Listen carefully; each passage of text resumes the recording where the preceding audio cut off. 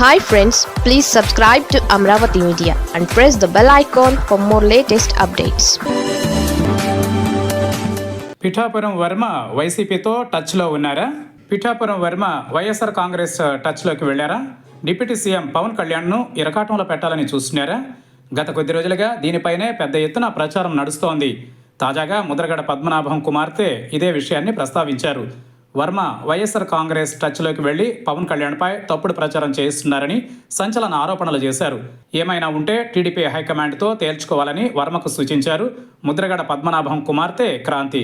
కొద్ది రోజుల కిందటే ఆమె జనసేనలో చేరిన సంగతి తెలిసిందే. ప్రస్తుతం ఆమె జనసేనలో చాలా యాక్టివ్గా ఉన్నారు. పవన్ కళ్యాణ్ కోసం తండ్రిని ఆమె విభేదించారు.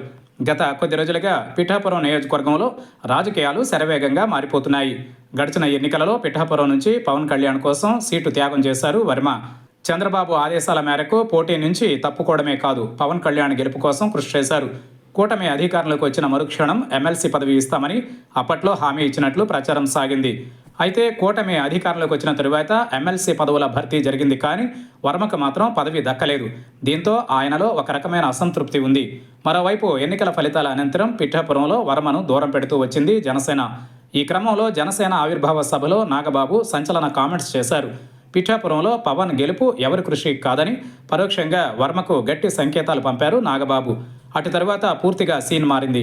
అప్పటి నుంచి జనసేన వర్సెస్ వర్మ అన్నట్టు పరిస్థితి ఉంది.